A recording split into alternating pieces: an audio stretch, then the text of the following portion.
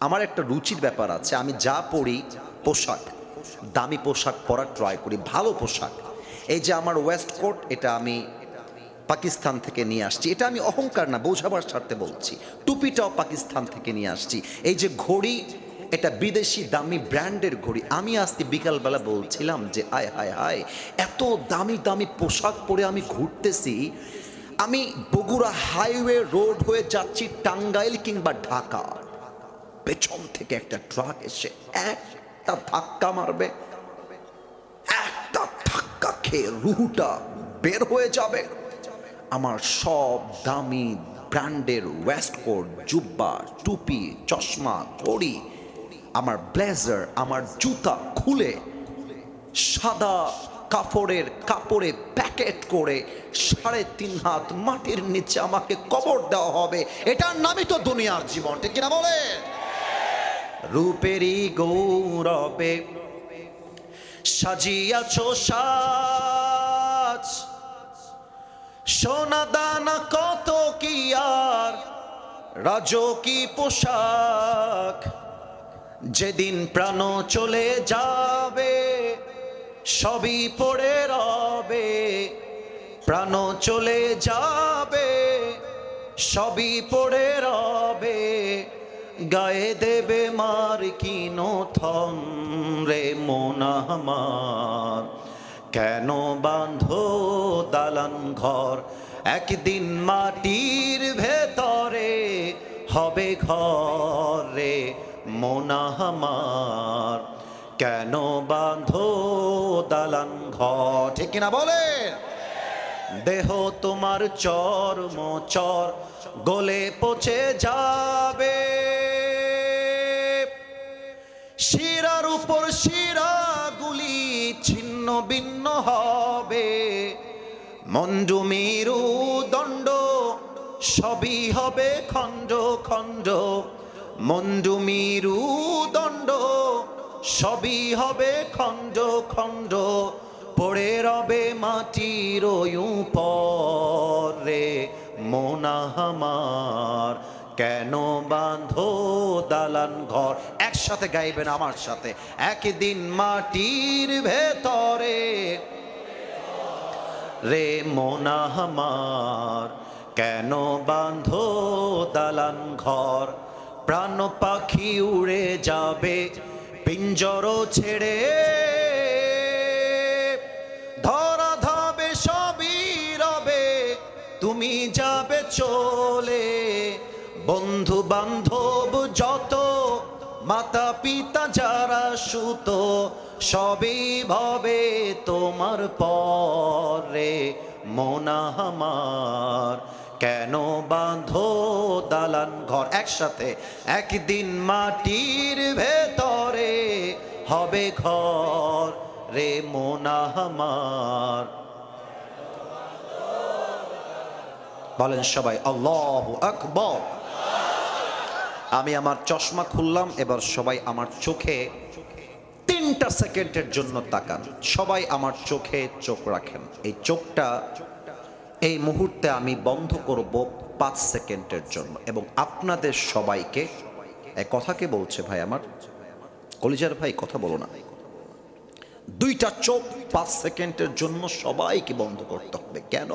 আগে ব্যাখ্যা করে নেই যে কেন বন্ধ করতে হবে। আমি আপনাদের সবাইকে নিয়ে একটা অনুভূতির জগতে হারিয়ে যেতে চাই, কল্পনার জগতে। কল্পনার জগৎটা হচ্ছে এমন, এখনই আমার সামনে মালাকুল মত চলে আসছে। কল্পনার জগৎটা এমন যে আমি এখনই 3.5 হাত মাটির কবরে শুয়ে আছি।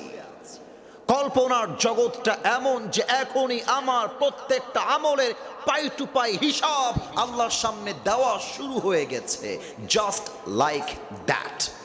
অনুভূতির জগৎটা এমন হবে। এবার চোখ বন্ধ করে ভাববেন 2টা কথা। এক, আপনি 3.5 হাত মাটির নিচে শুয়ে আছেন।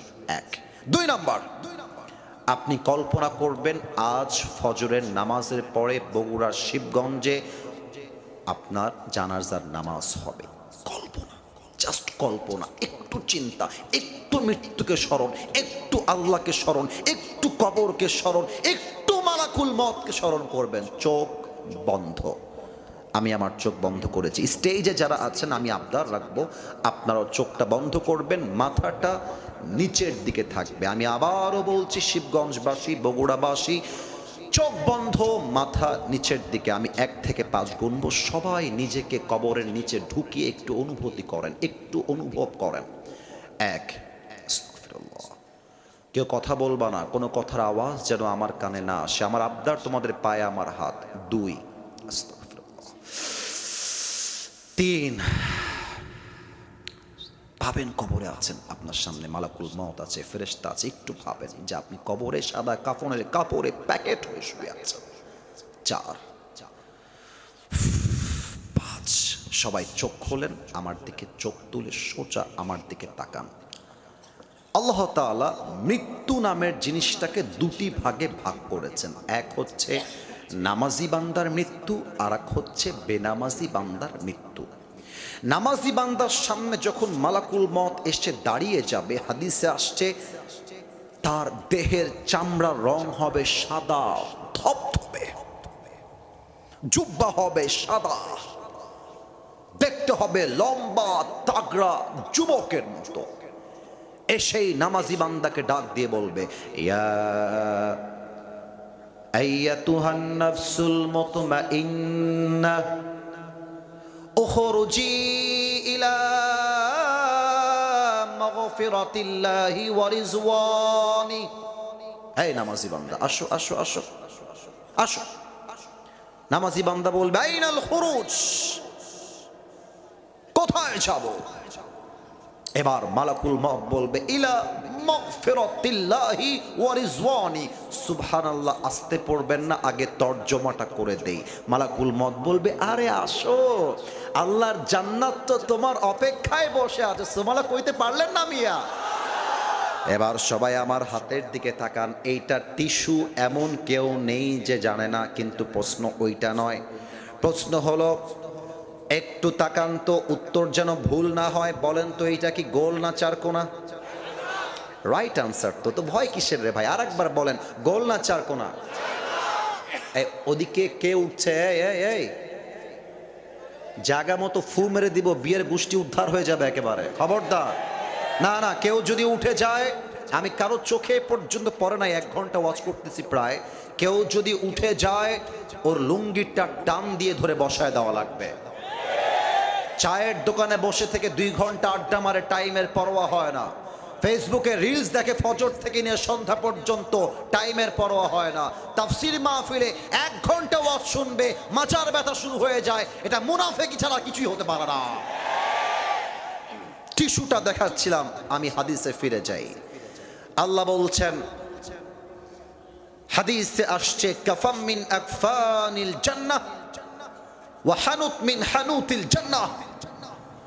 নামাজি বান্দার রুহুকে কবজ করবার জন্য আল্লাহ তাআলা জান্নাত থেকে একটা লাল রেশমি রুমালের চাদর দুনিয়াতে পাঠায় দিবে। কোন সবাই সুবহানাল্লাহ।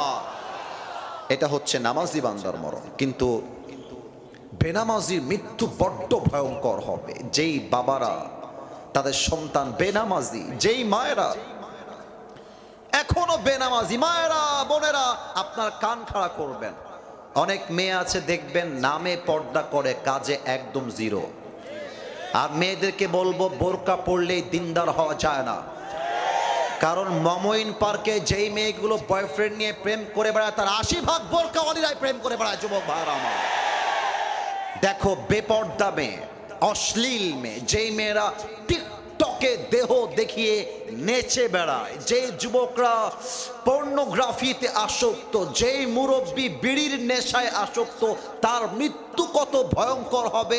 Now I am going to talk about on this matter. Please pay your attention, look at me and listen to me with such a rapt attention। মনোযোগ দিয়ে শুনবেন, একটা কথাও যেন কানের পাশ দিয়ে পাস না হয়ে যায়। বেনামাজি বান্দার সামনে যখন মালাকুল মউত আসবে, আমি একটু মাইক থেকে পেছনে যাচ্ছি, কথাগুলো বুঝতে একটু প্রবলেম হবে, বাট আমাকে দেখলে বুঝতে কোনো প্রবলেম হবে না। আমার দিকে একটু তাকাবেন সবাই। বেনামাজি শুয়ে আছে, মনে করেন কথার কথাটা পরিস্থিতি, একটা এক্সাম্পল দিচ্ছি। শুয়ে আছে, হঠাৎ করে দেখবে এক বিশাল বড় আকৃতি তার সামনে দাঁড়িয়ে গেছে। কেমন হবে দেখতে? হাদিসে